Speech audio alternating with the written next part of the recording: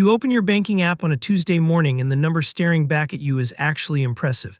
$12,000, maybe 18, maybe 25. You have been disciplined, you have been responsible, you skipped vacations, drove the same car for 5 years, brought lunch to work more times than you can count. And then you scroll down to see what that money earned last month. $11.42. You worked all year to save that balance and the bank handed you enough to cover a fast food lunch. $11 on $12,000. And right there in that moment, sitting at your kitchen table or your bathroom or wherever you open that app, something clicks, something uncomfortable. You realize you have been doing something that feels smart and responsible and safe, and it has been quietly costing you a fortune in ways the bank never mentions and nobody ever talks about out loud. If this channel is new to you, hit that subscribe button right now, because David Marshall Finance is where we run the real numbers on the decisions that shape your financial future. No hype. No get rich quick, just math and the truth behind it. I am David, and today we are talking about something that is probably the most common and least discussed financial trap in America right now. Not the people who spend everything and save nothing. We talk about those people all the time. Today we are talking about the people who do everything right by the traditional playbook, who save consistently and responsibly and still wake up 10 and 20 years later wondering why they feel financially stuck. Because the problem is not that you are a spender. The problem is that you never made the bridge from being a saver to being an investor. And those are two completely different things, doing two completely different jobs with your money. And most people spend their entire lives in one category thinking they are in both. Here is the wealth gap nobody talks about. The popular narrative in personal finance is that the financial divide in America is between people who spend money and people who save money. And that framing is wrong. That is not where the real gap lives. The real wealth gap in this country is between people who save money and people who invest money. That is the line. That is the divide that actually separates middle class from financially free.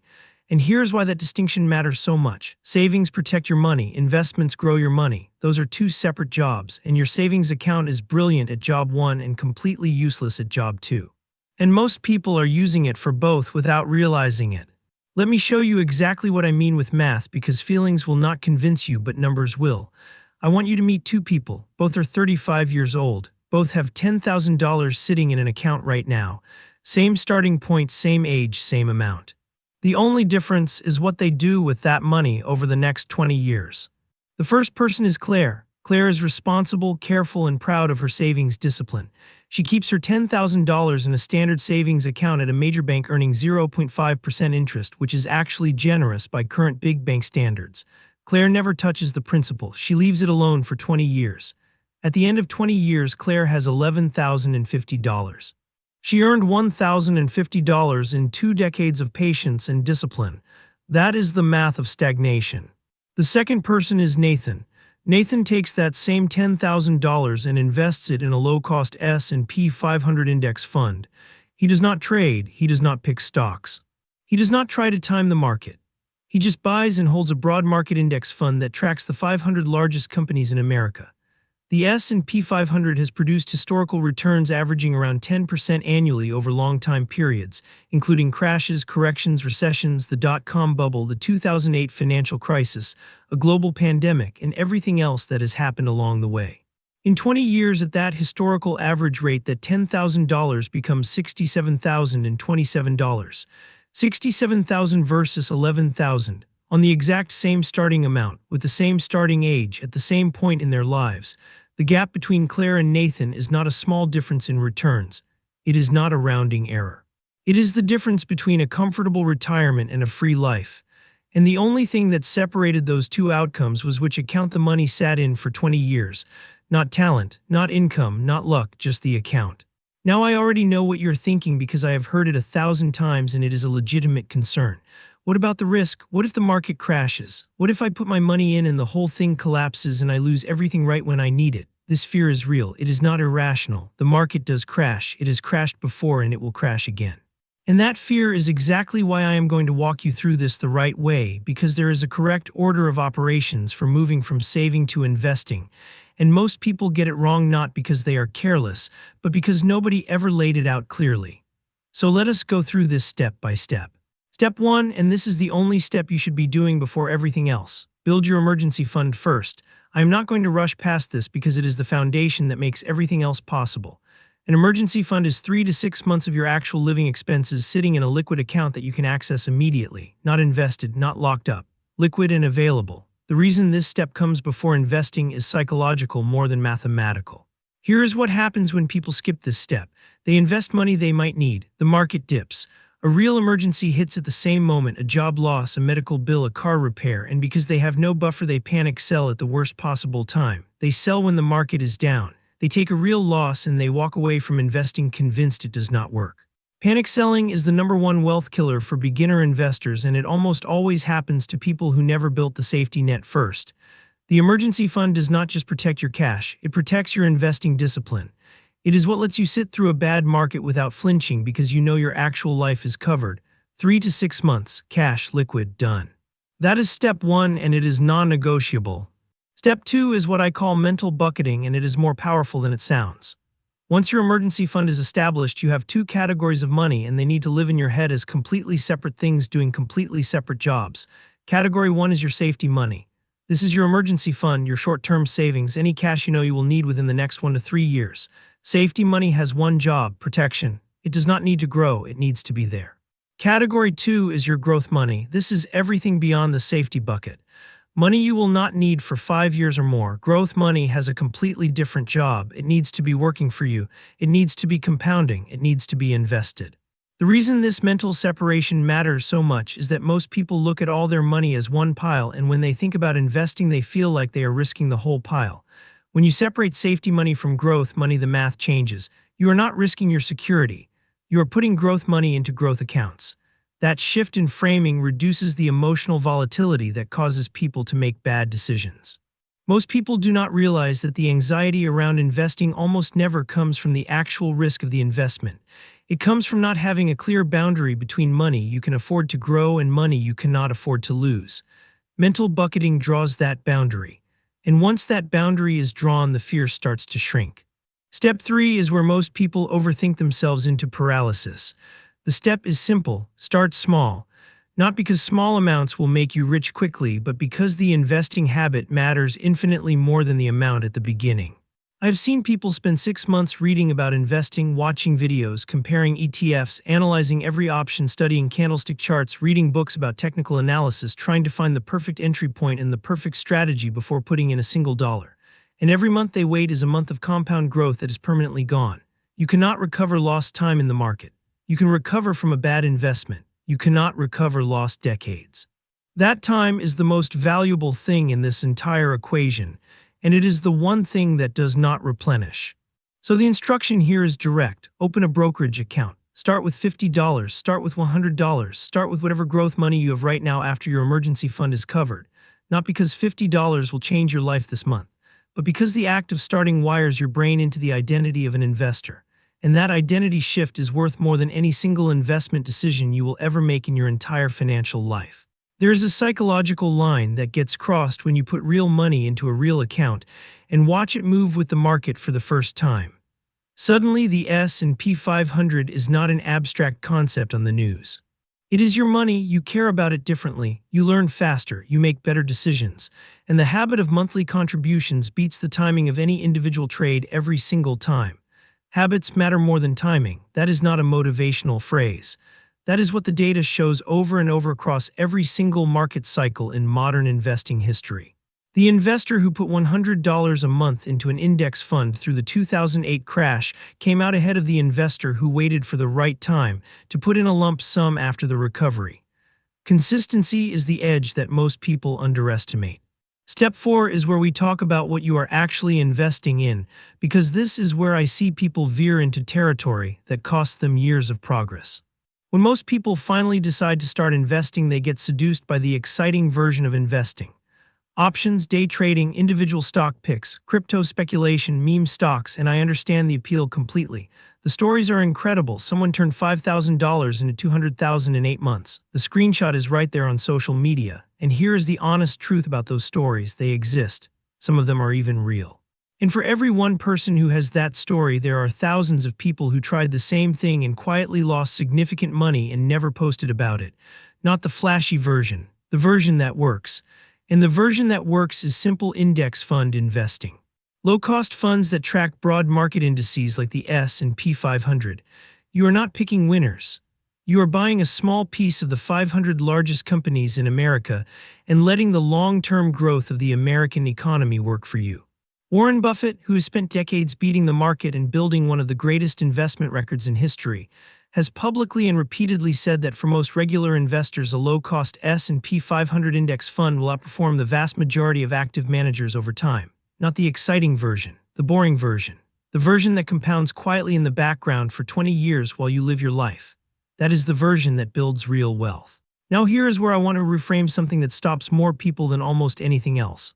Market downturns, corrections, crashes, because I said earlier the market does crash and I meant it. It has dropped 20%, 30%, 50% during the 2008 financial crisis. And I want to tell you about a random Tuesday, not a specific Tuesday, any Tuesday. Picture this. You wake up, check your investment account before your coffee is even done, and the balance is down 8% from last week. 8%, you feel it in your chest. The news is calling it a correction, social media is calling it a collapse, and your immediate human instinct is to protect what is left, to sell before it drops further, to move everything back to the safe jar where nothing can touch it. That instinct is completely understandable, and it is also the most expensive decision you can make in your investing life. Panic selling is what turns a temporary market dip into a permanent personal loss. Here is what most people do not realize about those drops when you are in the early accumulation phase of your investing life. They are not disasters, they are sales. Think about it this way. If you are committed to buying shares of an S&P 500 index fund every month for the next 20 years and the market drops 30% next month, what actually happened? The things you are going to buy next month just got 30% cheaper. You are going to get significantly more shares for the same monthly contribution. And when the market recovers, which it has done after every single crash in recorded American market history without exception, those extra cheap shares you bought during the downturn are now worth full price again plus compounding growth.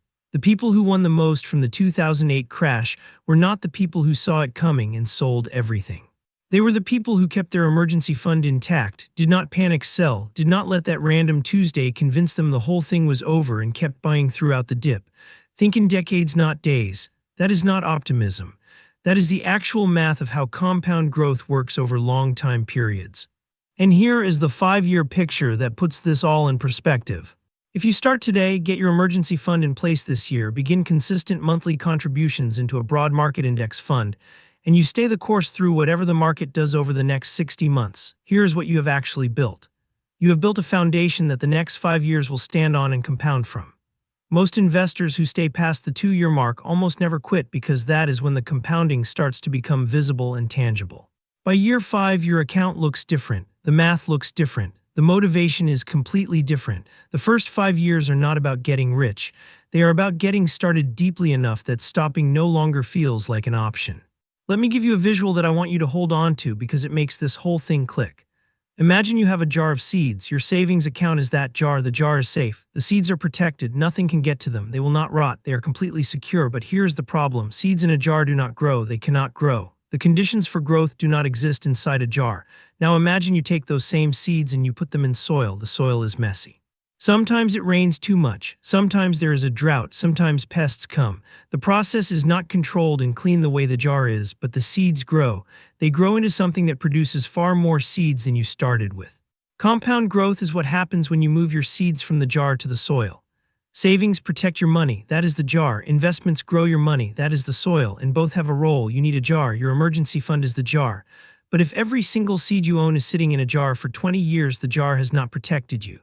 It has held you still while everyone around you who put seeds in soil grew an orchard. Most people do not realize that keeping all their money in savings feels like safety and functions like stagnation. The psychological cost of keeping money in cash is invisible month to month and devastating decade to decade.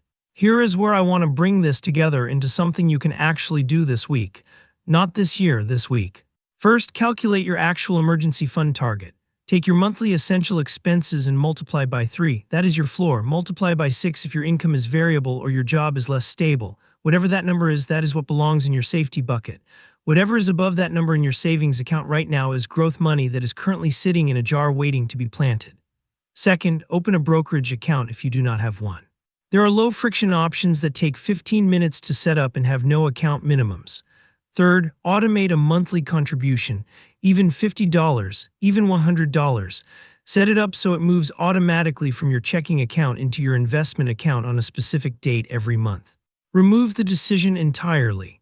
When investing becomes a decision, it is vulnerable to every bad day, every unexpected expense, every moment of doubt. When investing is automated, it just happens. The habit runs in the background while you live your life. And here is the last thing I want you to sit with, because this is really what all of this is about. The difference between saving and investing is not a difference in risk tolerance. It is a difference in destination. Savings give you stability. A savings account can fund your emergency, cover a gap, give you a buffer against the unexpected. That stability is real and valuable, and you should have it. But savings cannot give you freedom. Financial freedom is not built by accumulating a stable balance that grows by $11 a month. Financial freedom is built by putting growth money into growth accounts and letting compound growth do work that your paycheck alone cannot do. Stability and freedom are not the same thing. Most people optimize their entire financial life for stability and wonder in their 60s why they never felt free. The bridge from saving to investing is the bridge from stability to freedom, and the crossing is not as complicated or as risky as the fear in your head makes it feel. You start with a safety net. You separate your buckets, you begin small, you choose simple, and you think in decades, not days. That is the oxygen philosophy, because the version of financial life that most Americans live feels like holding their breath. Month after month, year after year, doing responsible things that technically make sense but never seem to create the space they were supposed to create. The oxygen is compound growth. The oxygen is growth money moving into growth accounts and being left alone long enough to become something. The oxygen is the freedom that comes when your money is doing work that does not require you to be present. Every month that growth money sits in a jar is a month the oxygen is cut off. Every month it is in the soil, it is breathing, growing, compounding, building the life you have been working toward. You have been responsible long enough. Now it is time to make responsible and growing the same thing. If this landed for you, share it with someone who has a savings account full of seeds still sitting in a jar. They need to see this before another year passes and the math gets harder. And if you want more of this, real frameworks, real numbers, no hype, subscribe to David Marshall Finance. We are here every week doing the work. I am David, and I will see you in the next one.